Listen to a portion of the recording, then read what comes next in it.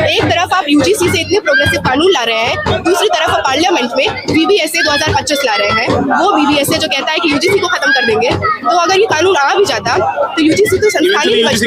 Exactly, ये तो जो बात है एक तरफा इस सेंटिमेंट से आता है कि अच्छा, कल तक हम लोग क्लास में हमारे साथ जो दलित SC ST OBC पढ़ता था उसको कुछ भी कह के चले जाते थे और एक बाल बाका नहीं होता था। आज क्या ये नहीं हो सकता?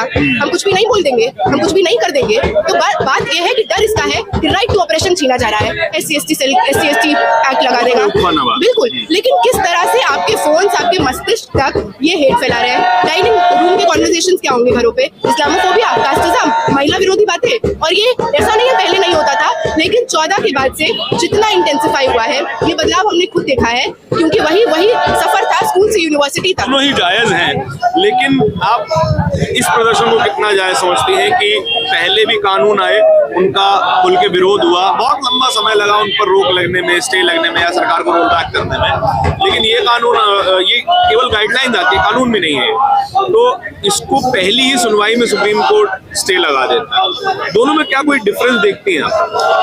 बिल्कुल, मतलब डिफरेंस इसी फॉर्म का है। ये कानून बहुत ऐसा तो नहीं था कि एकदम जिंदगी बदल जाएगी, है ना। और ये कानून भी कोई खैरात नहीं थी, सालों के संघर्ष की जीत थी। रोहित वेमुला, पायल ताड़वी, दर्शन सोलंकी जैसे लोग शहीद हुए हैं, जिनका इंस्टीट्यूशनल मर्डर हुआ है, उसके तर्ज पे आया हुआ लड़के हासिल किया कानून था, जिसमें कुछ मॉडिफिकेशंस की भी जरूरत हमें भी महसूस होती है। हालांकि हमने इसको वेलकम किया और अभी भी हम इसलिए यहाँ पे हैं कि इसको लागू करना होगा। रही बात पुराने और आज में, तो आज एक फांसीवादी दौर में हम लोग रह रहे हैं, एक ऐसे दौर में रह रहे हैं जहाँ के निज़ाम को हरगिज मंजूर नहीं है कि शिक्षा, बेरोजगारी, शिक्षा के स्तर पर, नौकरियों पर किसी भी तरह से नई यूनिवर्सिटीज खुली कि नहीं, हमारी फीस वृद्धि क्यों हो रही है, ऐसे सवाल स्टूडेंट्स ना पूछने लगे। तो कभी मंदिर मस्जिद में लड़ाइए, कभी जाति पाति में लड़ाइए, तो लगातार। लेकिन डिस्क्रिमिनेशन के खिलाफ गाइडलाइंस भी यही यूजीसी लेके आता है, यही शिक्षा मंत्रालय लेके आता है, और हम देखते हैं कि कोई डिफेंस भी नहीं किया जाता सुप्रीम कोर्ट में। सॉलिसिटर जनरल साहब शांति से खड़े हुए होते हैं वहाँ पर। तो बिल्कुल एक साजिश है कि सोशल जस्टिस के नाम पे ब्राउनी पॉइंट्स भी कमा लीजिए और ब्राह्मण समाज को, अपर कास्ट समाज को नाखुश भी मत करिए। चुनाव आने वाला है, सोशल जस्टिस के भी योद्धा हो गए, अपर कास्ट समुदाय के भी योद्धा हो गए, दोनों चैंपियन कर लिया आपने एक ही तीर से। नहीं, मतलब उनको खुश करने की, ब्राह्मणों को खुश करने की कुछ ज्यादा खास इलेक्टोरल जरूरत भी नहीं है, नंबर्स में ज्यादा नहीं है। बिल्कुल नहीं है, लेकिन इनका एक तरह से इस देश में अपनी राजनीति को फैलाने के लिए, उसकी लेजिटिमेसी बरकरार करने के लिए, अपर कास्ट हिंदू आदमी इनके साथ नहीं होगा तो कौन होगा? फिर मनुस्मृति कैसे आएगा? फिर हिंदू राष्ट्र कैसे बनेगा? फिर मस्जिदों पे चढ़ के कैसे नाचा जाएगा? कैसे तोड़ा जाएगा मस्जिद को? तो ये जो लंबी साजिश है, उस प्रोजेक्ट के तहत ही हम इसको देखते हैं, क्योंकि बहुत कॉन्ट्रडिक्शन है।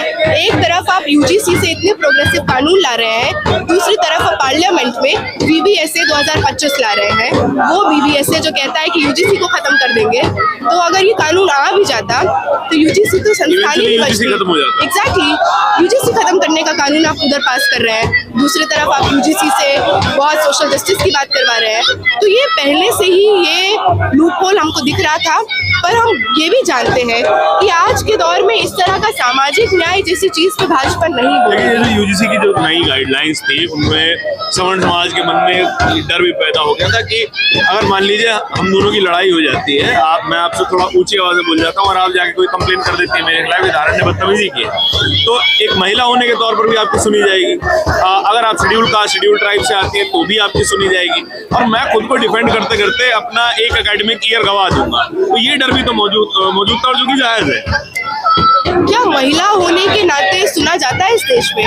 क्या schedule tribe, schedule caste, OBC समाज से आ रही महिला का तो और सुना जाता है इस देश में? इसी देश में, मतलब इसी सरकार के सेट किए हुए एग्जाम्पल्स हैं। बिल्किस-बानो को दिया हुआ न्याय छीन लिया जाएगा, रेपिस्टों को माला पहना के स्वागत होगा, उन्नाव की सर्वाइवर अभी भी लड़ रही है, देश की न्यायपालिका बेल नहीं देगी कुलदीप सिंह सेंगर जैसे हजारों को, राम रहीम को बेल मिल जाएगा। तो ये तो जो बात है, इसी यूनिवर्सिटी की बात बताती हूँ। 1.5 साल पहले की बात है, शहीद भगत सिंह कॉलेज में एक दलित छात्र को बुलाकर कैबिन में वहाँ का प्रिंसिपल मारपीट करता है, जाति सूचक गाली देता है। लगातार लंबा आंदोलन चला, हम लोग पुलिस के चक्कर, SC ST कमीशन के चक्कर सब लगाते रहे।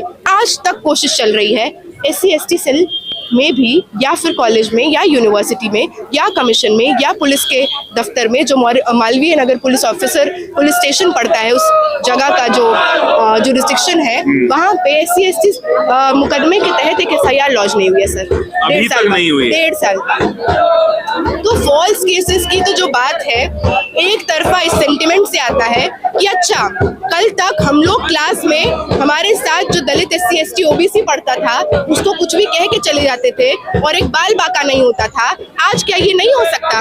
हम कुछ भी नहीं बोल देंगे, हम कुछ भी नहीं कर देंगे? तो बात ये है कि डर इसका है कि राइट टू ऑपरेशन छीना जा रहा है। नहीं, आपके भी हर समाज से दोस्त आते होंगे, ब्राह्मण क्षत्रिय वैश्य शूद्र सभी होंगे, सभी तरीके के होंगे, हर तरीके के दोस्त होंगे। क्या हम अपना सोशल स्ट्रक्चर सोशल सर्कल बनाने में फेल हो गए हैं कि हमारे अंदर ये डर बन गया है कि कोई भी आके हमारे पर गलत इल्जाम लगा सकता है? आई डोंट थिंक कि खाली सोशल स्ट्रक्चर या सोशल सर्कल की बात है। नहीं, इंडिविजुअल के तौर पे बात कर नहीं, इंडिविजुअल लेवल पे मैं कह रही हूँ, हम इतने इंडोक्ट्रिनेटेड हैं इतनी तरह की नफरतों से।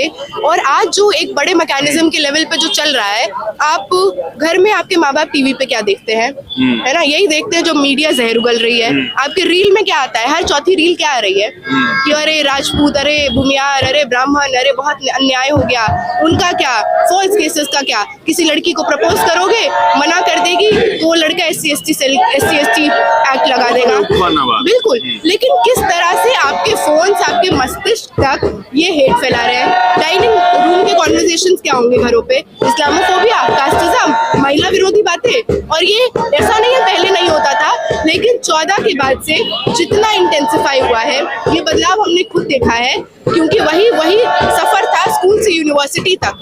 और हमने देखा है कि हमारे घरों में जिस तरह से एक इक्वालिटी के साथ, एक डिग्निटी, रिस्पेक्ट के साथ एक सोसाइटी में आप रह रहे हैं, मुस्लिम भी है, हिंदू भी है, सबको ही है, एकता है, वो भावना एकदम से कैसे बदल जाती है कि ये लोग कौन है, ये लोग कहाँ से आए, घुसपैठियाँ हैं, ये है, वो है, ऐसे है। तो ये आप देख रहे हैं ना, उन्हीं घरों से तो बच्चे आ रहे हैं इस यूनिवर्सिटी में भी, जो ये सेंस ऑफ सुपीरियरिटी लेकर आ रहे हैं। तो कोई मेरा ब्राह्मण दोस्त भले ही कितना अच्छा इंसान हो, लेकिन अगर उसको ये लगता है कि ब्राह्मण होना कुछ ऊपर होना है, स्वर्ण होना है,